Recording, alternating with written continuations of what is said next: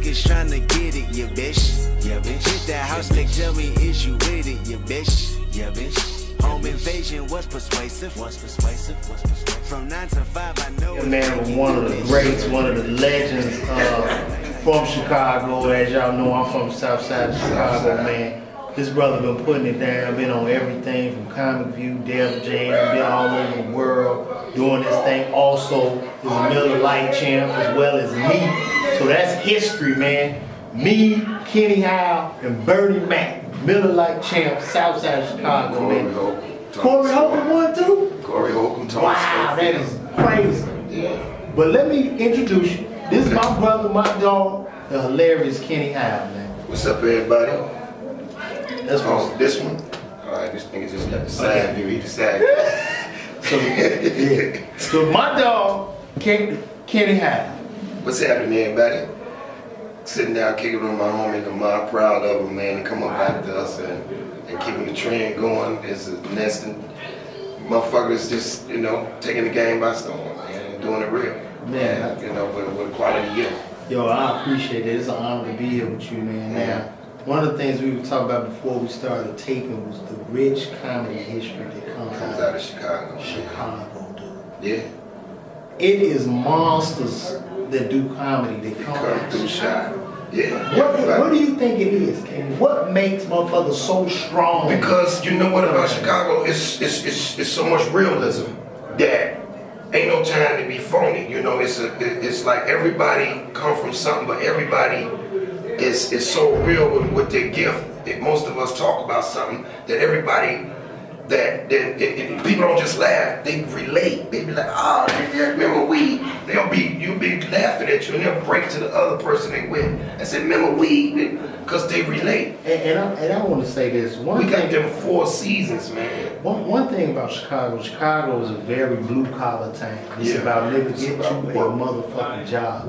I never saw entertainment as a viable option. No. And another thing about Chicago, people will tell you a comedian. They'll tell you. Oh yeah. You were told that. Like you born to do this shit. Like, man, what the fuck you doing? I ain't a comedian. Nigga, I didn't have a clue. I really did.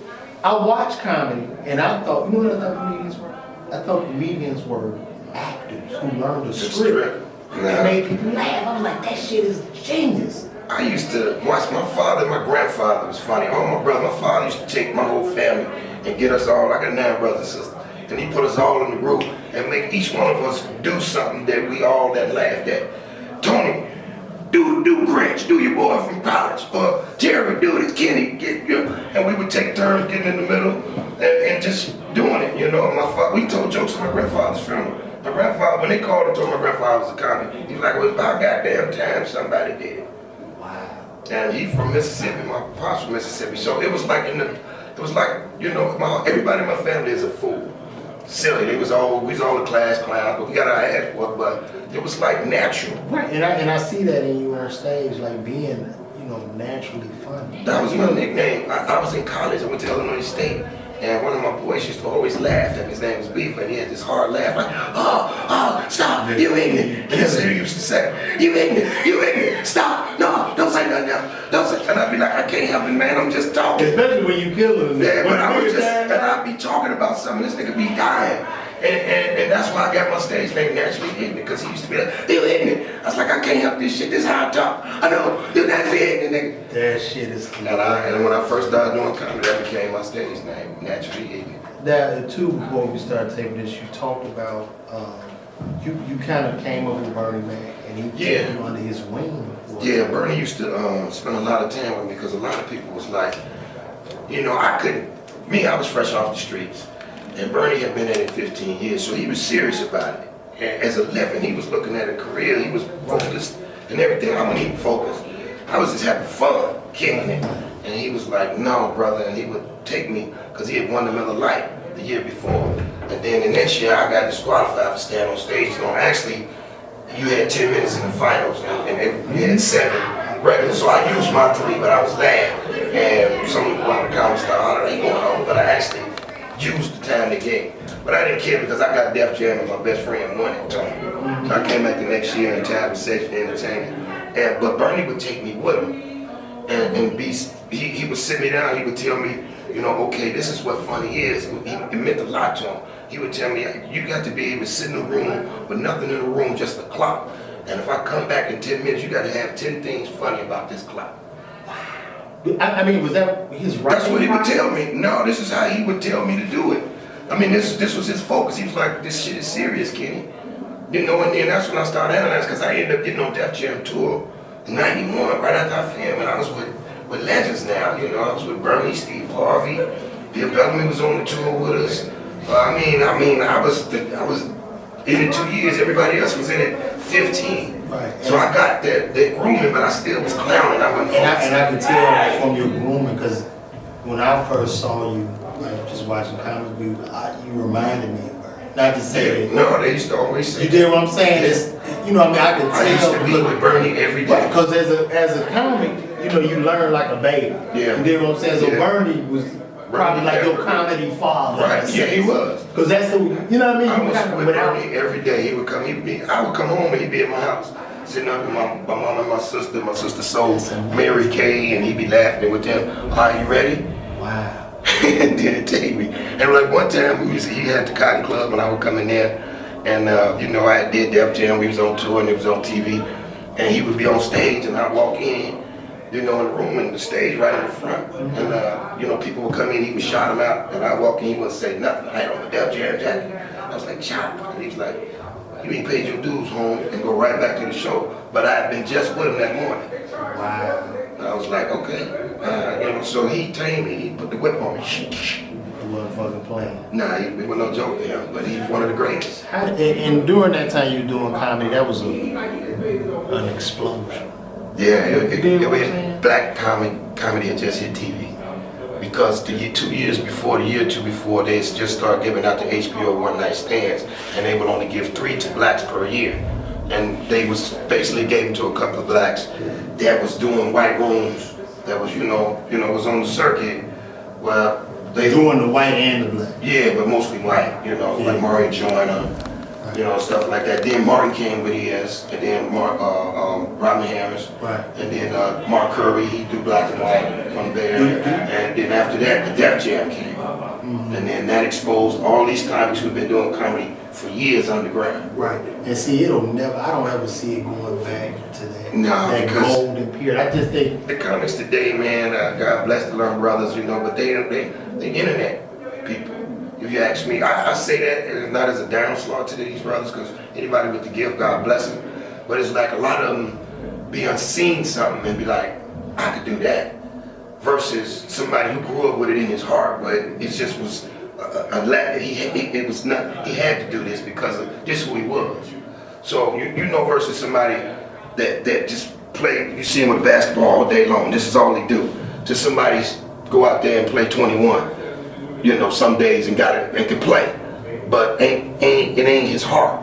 nigga, I used to dribble that ball. It's got to be your heart for something, you know. And a lot of these guys, they done seen so many, and they want to get paid right away. We used to get nothing, you know. And then the computer stuff make people lazy. You know, back when we was coming up, you had to do a term paper, you had to go to the library, you had to get an encyclopedia, you had to do stuff. Now they just punch it up. So the generation is like that. Not knocking them because this is what they grew up in. Right. So their jokes are like that. Short, quick, no depth. So when we do comic, like me and Tony Schofield, when we write each other, we do stuff, we write jokes, talk and be with each other. And we would do it like, we would say whatever the subject is, we need 3 things on that subject. We wrote it like an outline. And then we would take all 3 of them jokes we came up on this one subject, and we would do them every night.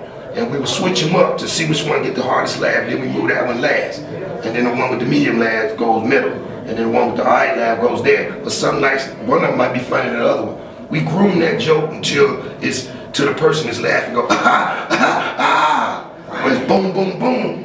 Then next subject, boom, boom, boom. And you know who I watched? I had a chance. I was at Uptown. Chris Rock popped in and he did like 4 shows.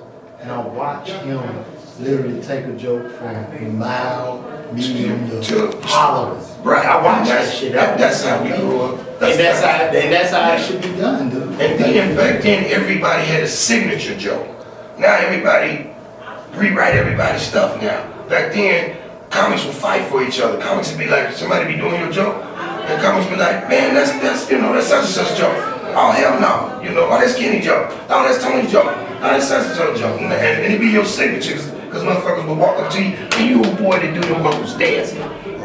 You know, so you known for something. Like you, like nigga, you don't want to do T.I., you do the motherfucking thing. They don't even know your name, they hold it. T.I., yeah. A lot of these young comics, you can't even tell them what their joke is. They don't even know what their joke is. Since you know what I mean, after me, I haven't seen, I can't think of a young comic now that... With a signature joke, where you know when he say this is only him, it come from him, and this is what he's glued to. You know what I mean? Yeah, this is him.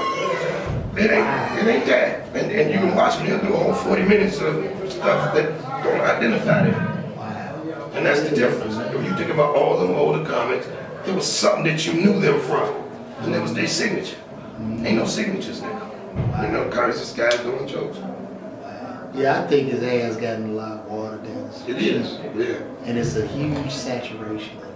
You know, Right. But I love it. I try, nigga, you know, after I had my little altercation, my shit, With my brother. Yeah, with your brother. After that, man, it hurt me, man. Like, I was hurt, not just physically, but from the heart, man. You know what I mean? Like, cause I look up to that nigga, man. And I fuck with him.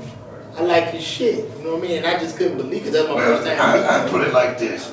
Yeah. You talking about like, that's my brother, you sleep on my couch. It's like, you know, at this age, he has a family, wife, kids, this and that. So it wasn't the fact that you did him, it's the fact that you're doing something like showing him doing a drug that, you know, that he don't do.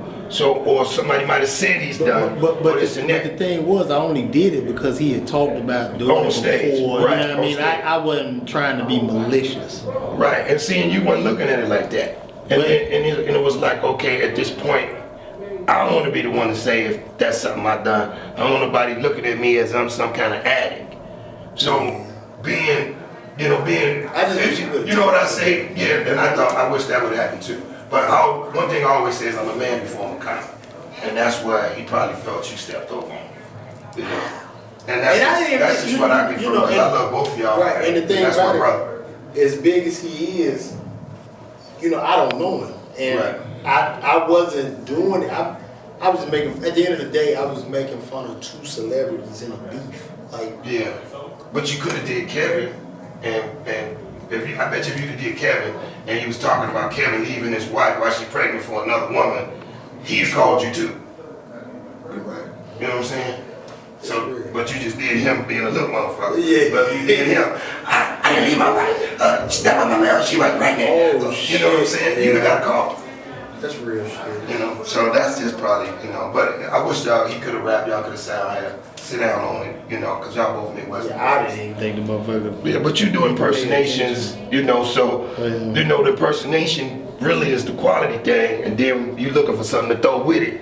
And, you know, I wouldn't want to be labeled as a, right. you know, like that. I bet you he wouldn't have said shit if you'd came up and be like, because, you know, everybody smoke, but that other thing is like a, you know, it's like a downcast. Yeah, but the thing is, it ain't even get a lot of likes until after. That's why. I'm like, nigga, ain't nobody really seen it. Because it wasn't about that to him. Right. You know what I'm saying?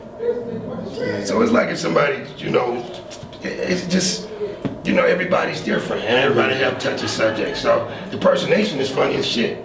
Yeah. Like the one that they show you out in the streets doing it, hilarious. He laughed at that. Yeah. But then when it went too in depth, you know, it's like it. Yeah, my ass felt it. Yeah, see.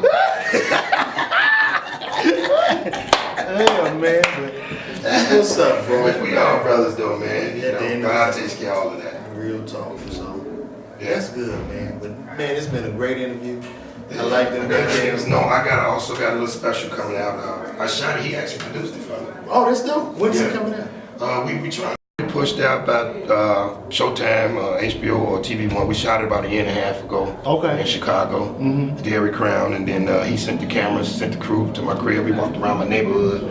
I played ball, grew up around. After we moved from the projects, blew with Murray Park with Derrick Rose.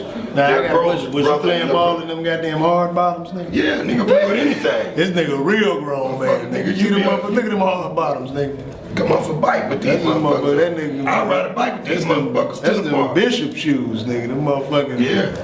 These grown men shoes. Hell yeah. God damn it, I'm grown now. Them bitches don't bend. He cut them off with a saw when he lay down at night. Got a steel plate in them motherfuckers.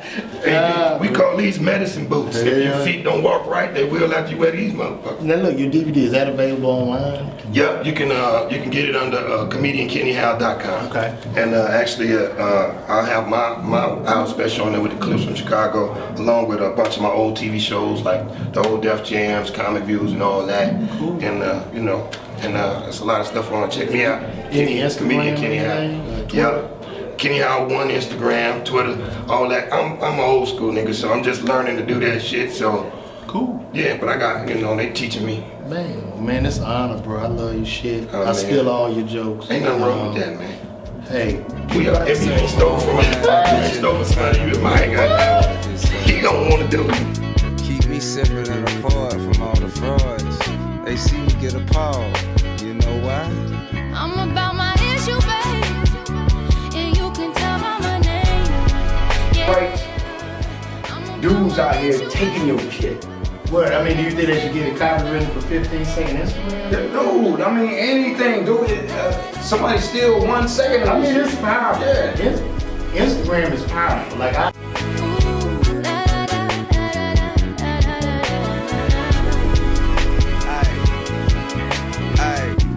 Every time I take penitentiary chance, all I see